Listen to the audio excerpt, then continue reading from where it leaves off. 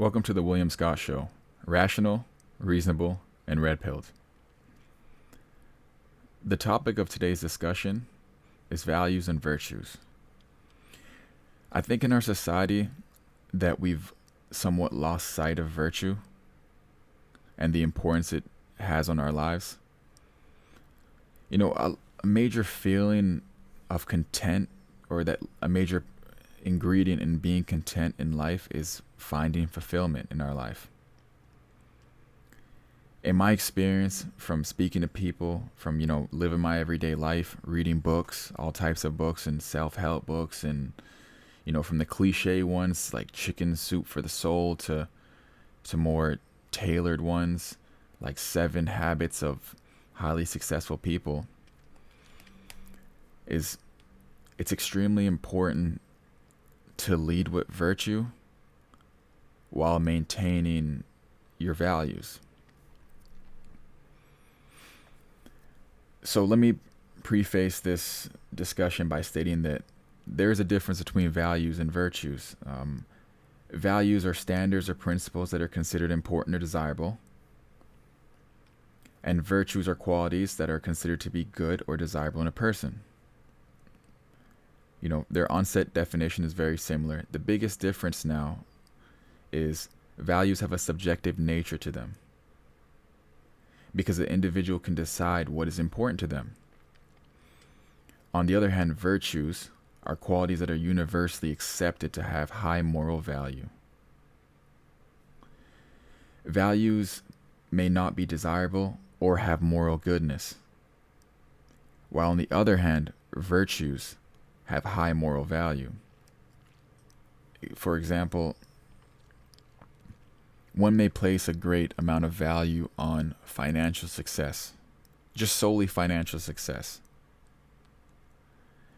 But if we dig a little deeper, I think there's a major difference between Jordan Belfort, who amounted a great amount of financial success by ripping people off, compared to Grant Cardone, who has inspired millions, has provided thousands of jobs, has demonstrated an extremely great work ethic. There's a major difference between those two players in how they amounted their wealth. So to view it just as solely as, hey, my value is the obtainment of wealth or financial success, there has to be more of a deeper dive into it to see, hey, how do these values and virtues line up together? Does this make sense? I have a scenario that shows how values and virtues sometimes don't line up.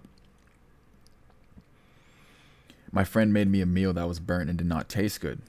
They asked me if I liked it. So I have a number of options here, but one of my options could be to be dishonest and say, hey, it was great. I really enjoyed it.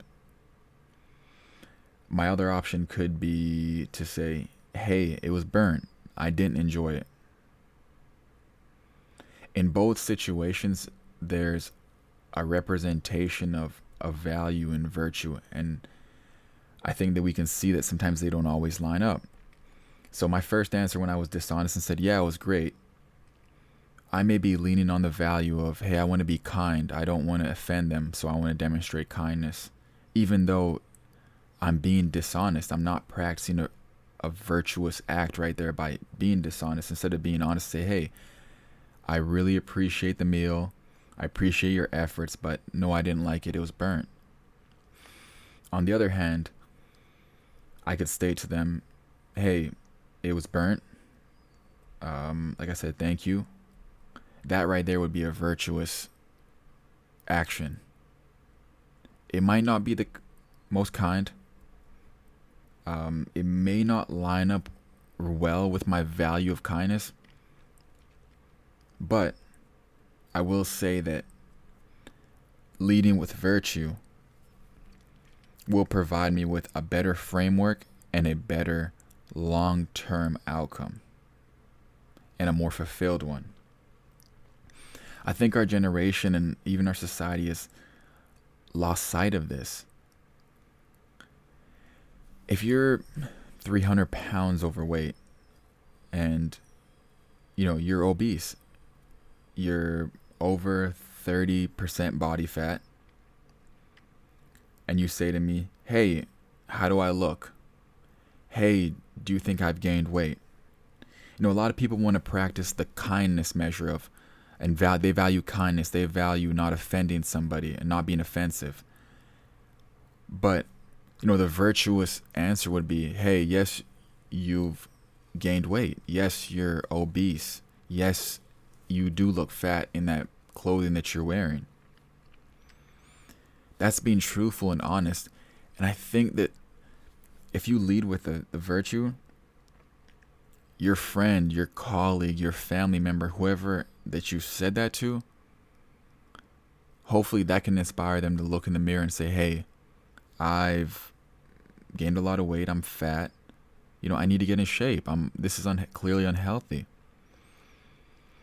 Instead, a lot of us just lead on a value system. And like I said, when your value system lines up with a virtue system and you lead with a virtue, I think you're on a great path. But when your value and virtue system have a lot of discrepancies, that's when we're going to have more issues. Like I said, you're doing more harm, I think, than more positive or good by lying in that scenario. You would actually I believe in my case, in many cases actually, that you would do a lot more good by being honest. And it doesn't mean you have to be mean. You have to make fun of them, call them a fat ass piece of shit or this and this and this. But you can be honest. On the other side of things, many turn to a value system that when they receive news like that, their value is not to be courageous. In news like that, receiving a statement like that from somebody that you're close with or you care about, it doesn't matter. Just anybody in general, them saying, "Hey, you're obese."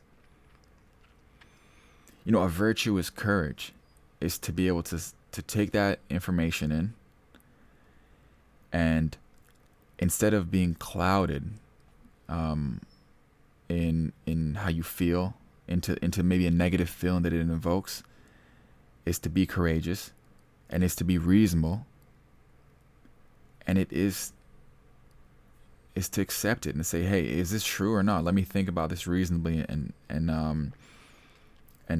see if it has any merit." And then you think about it, and like I said, strength is also a virtue.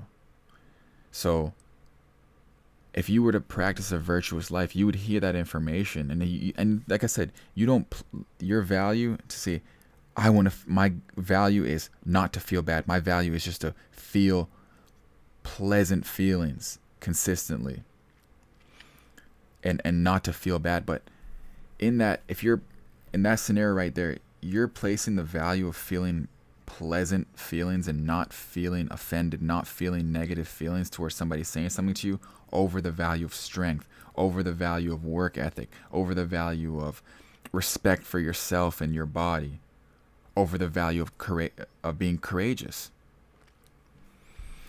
So in that scenario, I think it's really important for you to take a step back and look at your virtues, or look at a set of virtues, look at values, and see if they're lining up in that specific scenario. And this is really a case-by-case basis. Things change from case to case, but there is that general framework. I want to end the discussion by stating that my hope is to help young people find a more fulfilled life, a more successful life, a more meaningful life, in all aspects, honestly. But at the foundation of things, we must lead with virtue. Our foundation is really the most important part of how we build our life. It's really the precedence for everything. Anybody who has a weak foundation crumbles. It doesn't matter how successful they get. I mean, look at many people who amass amazing success. I mean, I'll give an example is many people win the lottery. But prior to winning the lottery, they had poor credit scores, they had poor financial practices, you know, they wasted money, they didn't budget, and in many scenarios, I believe it's over 95% of the cases, after a few years, they're back in the same financial predicament that they were prior to winning the lottery. We're talking about people who are winning millions of dollars, sometimes hundreds of millions of dollars. How would you, how does that happen? But it's because they had a certain foundation and they never worked on that foundation or fixed it or made it better. And if you continue to maintain a certain foundation that's broken or even needs repair, and sometimes you're not always broken or you're not always need repair, but life is about progress. It's about self-betterment. So you need to consistently be working on yourself and consistently getting better. So we need to make sure that we're updating that foundation, just like we update our phones, our computers, and consistently put working on ourselves. But like I said, I just want to conclude to say, let's lead with more virtue. It's going to lead to more fulfillment. And if you don't know what a virtue is, I think what you need to do is go on the internet, search up some virtues, and then you need to think in your mind and say, hey, what characteristics or traits does generally society I'm not saying every single person, but universally we've come to respect as a desirable quality or standard or principle of somebody. Comments and questions, please leave them below. Thank you for joining the show. Have a great rest of the day or great rest of the night. And please like and subscribe on your way out and on your way in. I'll see you soon.